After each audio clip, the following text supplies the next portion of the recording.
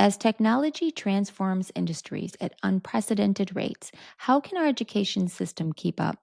Today, we'll explore innovative approaches to STEM education that are preparing students not just with technical skills, but with the adaptability and creative problem solving abilities needed for careers that don't even exist yet. Welcome to the brighter side of education, research, innovation, and resources. I'm your host, Dr. Lisa Hassler, here to enlighten and brighten the classrooms in America through focused conversation on important topics in education. What are the variables, and how can we duplicate it to maximize student outcomes? STEM as we know it today began in the early 2000s. The acronym STEM was coined by the National Science Foundation and refers to the subject areas of science, technology, engineering, and mathematics. However, STEM education isn't just about teaching these subjects in isolation. It's about creating an integrated approach that helps students apply scientific concepts to real world problems, use technology as a tool for innovation, employ engineering design processes to create solutions, and leverage mathematical thinking to analyze and solve challenges. The case for transforming STEM education is strong.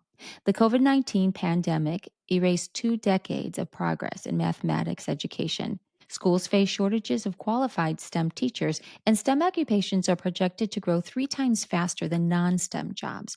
But there is good news. When students work on authentic problems using professional tools and processes, when they see clear connections to careers that offer economic mobility, and when they develop the identity of, I'm someone who does STEM or I'm someone who belongs in STEM, outcomes improve. Academic achievement rises, engagement increases, and persistence improves, especially for students historically excluded from STEM opportunities.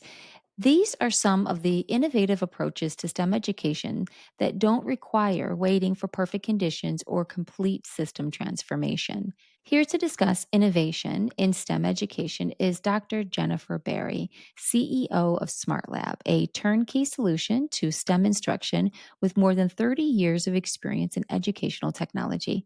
Dr. Berry was recently recognized for Women Making History in STEM 2025 and is committed to transforming the lives of future generations through innovative, career focused STEM education solutions. Dr. Berry, welcome to the show. Thank you so much for inviting me. Can you start us off by telling us a little bit more about SmartLab? Oh, I'd love to do that. Well, at SmartLab, we have an integrated ecosystem that sparks aha moments and builds STEM identity for learners. So when they get into their careers, they will be successful in any industry that they choose. And we know through neuroscience that the more aha moments that you get, all these sudden realizations where you see how your idea can actually make an impact, when you get multiples of those, that's what builds the STEM identity. And we do that through an integrated ecosystem comprised of everything from a customized STEM learning environment to a hands-on project-based tools and equipment and curriculum, to an incredible SmartLab certified facilitator, and then, of course, partnership from the community. You talked about STEM identity. Can you go a little bit more into what is it and why is it so important? STEM identity is about a student's belief that they belong and that their ideas add value and they can master rigorous challenges. Not always doing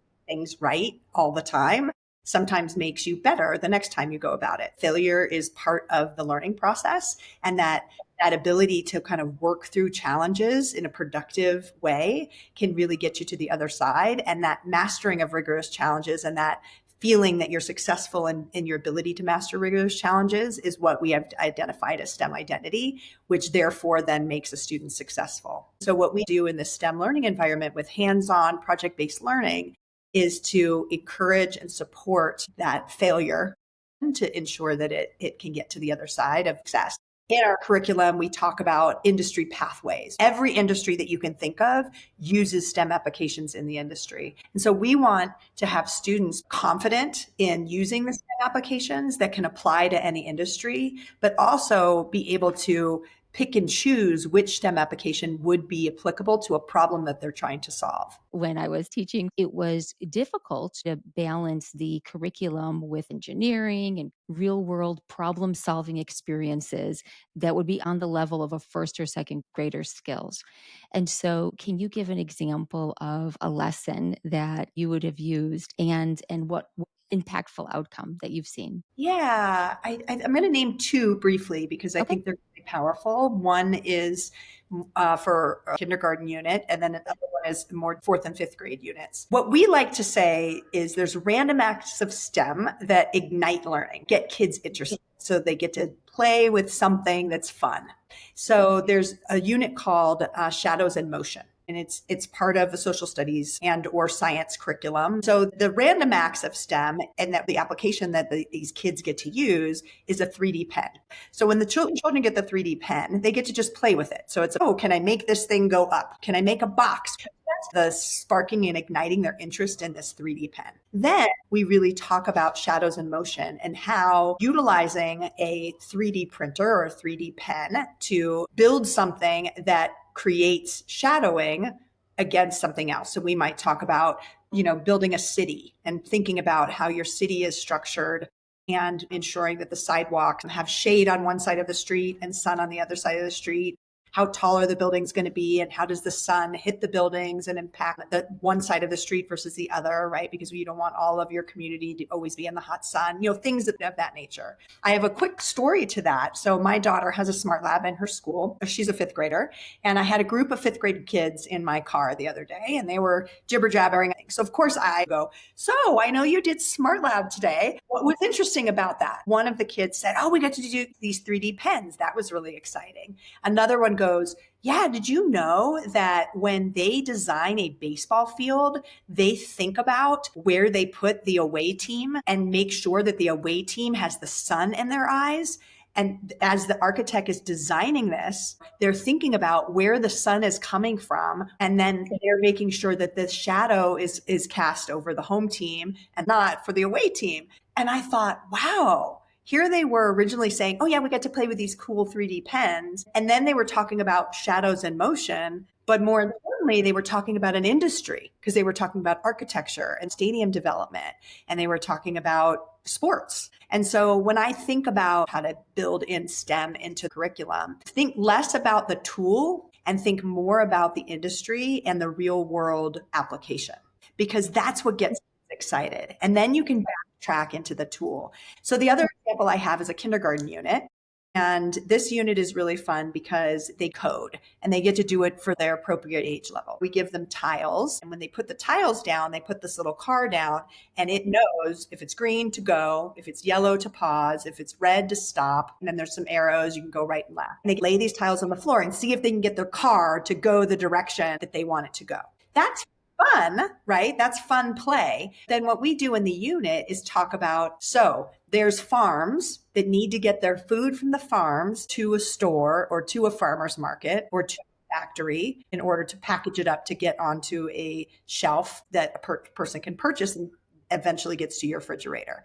So your job is to figure out how to get this car that you're going to code to be self-driving to get from the farm to the table, or from the farm to the farmer's market, or from the farm to the grocery store. So really having them go, okay, so it isn't just me trying to figure out how to get this car with these tiles from point A to point B. I have a purpose. I'm getting food from this farm to this place. And then, of course, they get to put the cute little chickens and the cows in one place and the vegetables in one place, and then put the grocery store, wherever they're trying to get it to, in another. And then they have to figure out how to code this little car through these tiles that they get to put on the ground in order to get there. So that's another example, again, of trying to make sure that you're not just doing the STEM lesson for the STEM piece of it, but making sure that there's a point, there's a purpose, and there's a goal. And we watch these kindergartners when they do this unit light up, because then when they're talking to their parents afterwards,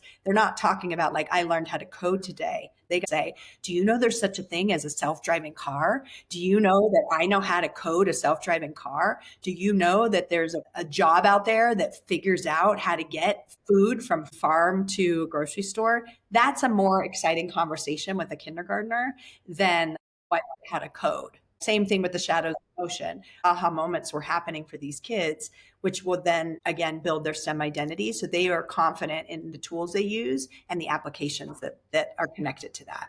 With technology advancements happening so rapidly now, how do you stay on top of bringing those technologies into the classroom and then being able to support teachers in using them? One of the components of our ecosystem is our SmartLab certified facilitator. And what we do, from somebody that was a librarian and has never done STEM all the way up to a science teacher that is maybe has their master's in STEM education, we make sure that those educators are comfortable with the kits and equipment, comfortable with the curriculum, and really most comfortable with ensuring the students are having productive struggle. Asking the right questions so you're not answering the question for the student or you're not solving the problem for the student. Maybe asking just a couple of questions to redirect and ensure that student feels safe, but walking away so the student actually does maybe have a little bit of struggle and feels okay with that struggle so that they can think of another idea to get past what's not working for them. And so we work hard not just to teach people how to use our curriculum and how to use the tools and equipment, but really how to ask the right questions to students and to put the right problems in front of students and hit that limit of productive struggle where they're not getting into the I give up mode. Yeah. Many times educators get overwhelmed and think, oh, I have to do this all myself, Right. right? And the beautiful thing of STEM is that that's the one place that people want to volunteer because they either know the application themselves, it's hands-on learning so they can get in and play with it as well with the students, and they can connect it to their real world. They can connect it to their real jobs. And so we at SmartLab, one of our components again is support and partnership. And part of that partnership piece is giving school districts, giving educators turnkey ways to bring the community in to support their students. And when you do that, you are making it a community approach to learning, whether they're coming in to mentor or they're coming in to maybe provide resources to the school and to the educator to buy some of the cool new kits and equipment is really important because that's what creates that sustainable development for the teacher as well as for the students. And then it gives a perspective for the community to see that they can also be part of the children's learning environment and be a part of the children's growth. And we help by getting business leaders into the environment to volunteer to provide turnkey ways for the community to come in and support STEM applications and STEM learning for the students. You talked about turnkey way. So what do you mean by turnkey? Well, I have a great example. We have STEM Identity Day, and STEM Identity Day is in recognition of National STEM Days. It is across the world, and we wanted schools to be involved. So we provided a toolkit for schools, and you don't have to be a SmartLab school to do this. You could be any school. We have free resources on our website that anybody can go to. A turnkey tool for the school to say, oh, okay, here's how I can invite the community. Here's a template email that I can send out to my parents. Here's a template Okay. email that I can send out to businesses. Here's a script when the business leader comes in, a CEO comes in, that they can do with the students. They can talk about their own STEM identity. They can Great. talk about STEM applications that they use in their career. They can talk about their career, and then they can participate with the students in maybe a STEM activity. So we provide these turnkey assets that they can give to the students and to the volunteers, because sometimes school districts want the volunteers to come in, but they don't quite know what would they be doing with the students? What exactly would they be doing? And I know teachers always have parent volunteers come in, room parents and the like come in and help, but then the teacher's responsible to figuring out, okay, I have 3 parents in here. What am I going to have them do? So when the adult comes in, parent or community member or business leader, that they know exactly what they're going to do and how to help. And exactly how to engage with the students and tell their story so they can be mentors for the students as well. You can go on our website and check it out and register your school. And or if you're a volunteer that's like, I want to get into a school and talk about my STEM identity, you can also join us on that website, and it's all free. And we're excited to get STEM identity into as many schools as possible across the country. Where would they find that? SmartLabLearning.com. So, in what ways are you creating equal access to project based learning for students in STEM careers? Yeah, so that also has to do with the community, right? Because some school districts have budgets to pay for a full, ecosystem with all the bells and whistles, all the kits, all the equipment, all the training. And there's some schools that are under-resourced and can't even afford to even put anything STEM into their school district. And so Right. what we do is partner with the community. STEM Identity Day is a great example. Get the community in so they can also see what the resources are in the school, and then maybe say, does the school district have a way that we can contribute our dollars to make sure that STEM is embedded into this school district? So we also help facilitate that because they're not investing in us directly, they're investing in the school, they're investing in their community. So if you're in a community with a school that's under resourced, or in a community of a school that's, highly resourced, really thinking about how do you want to contribute to that? Do you want to help the school in your local community? Do you want to help a school in a community that maybe is under resourced? Do you want to help a school across the country, or particular types of schools, rural schools, urban schools? Where do you businesses, CEOs, foundation philanthropists want to contribute to ensuring that students are ready for the future and that are set up for success with the STEM identity so they can be the future leaders that we all want them to be? And we will help facilitate that. So if people also go on our website, they can ask for more information, and we can help match them with schools so that they can donate to those schools and say, when they're donating, hey, we want you to use these funds and these dollars to put in STEM learning for this school district. So we're not only reliant on the school district's budgets, because the school district's budgets can be very limiting, and it depends on which part of the country you're in as to how much money your budget is, right? Or if you're a public school or a private school or a charter school, or maybe even a micro school, or even homeschool, right? That really determines maybe your budget size. And so we really try to match and partner with businesses to ensure that the businesses are donating to these school districts in order to put STEM into their communities. When I was working in the school, a lot of people would donate money, but didn't really know where their dollars went.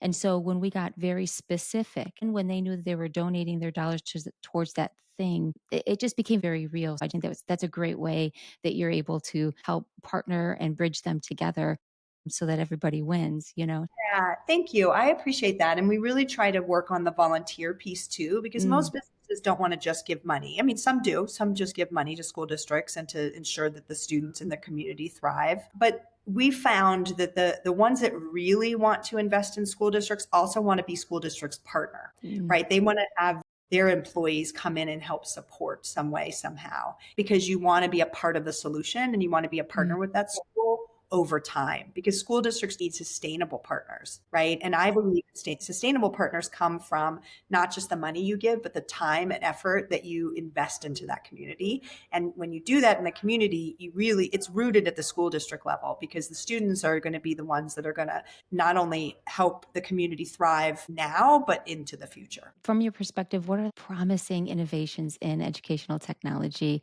that have the ability to transform classrooms? What do you think is exciting out there? What I'm really excited about is educators leaning into this question about how do we maybe teach differently? How do we think about students from a higher level perspective? And instead of teaching to the test, instead of just thinking about grades, instead of just thinking about how do we ensure that the students meet these criteria sets that we have on our page, what I'm excited about is that educators are thinking, wow, AI is going to do a lot of the stuff for the future generations, right? It is. It's just going to do it. So rather than be fearful of it, let's lean into that and make sure we're teaching kids how to think, how to discern, how to really problem solve. We've got what we call these competencies that again drive STEM identity for learners, like being a very strong systems thinker, computational thinking, communicator,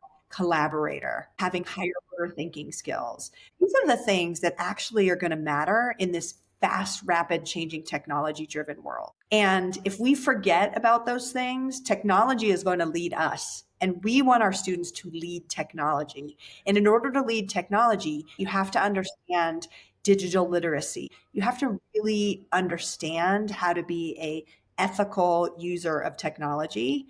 And that's really important. We believe that's really going to help students acquire those skills that are going to be the key ingredient for them to be productive adults. Because what AI will not get rid of is humans. And humans need to have really strong connective tissue to each other. And we crave relationship as humans. Although I know there's lots of things out there about, students having relationships with AI, they won't really have relationships with AI, right? Because in the end, we need each other, because AI doesn't actually have a heart. It might have, answers to the questions you put out there, but it doesn't have a heart, and it doesn't have the ability to be nuanced in the way that it approaches the world. So I'm excited that the conversation is happening amongst the superintendents and the teachers and the principals and ed tech leaders to think about what do kids actually need to be successful in life. And I think it's way beyond the newfangled technology that's out there. Yeah, I would agree. Well, thank you so much for your time today, and Of thank you for course. sharing.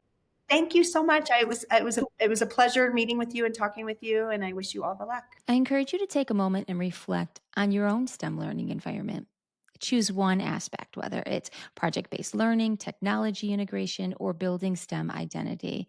What small step could you take this week to enhance STEM learning? Remember that effective STEM education is more than content, it's about nurturing curious, creative problem solvers ready for an ever changing world. It is the mission of this podcast to shine light on the good in education so that it spreads, affecting positive change. So let's keep working together to find solutions that focus on our children's success.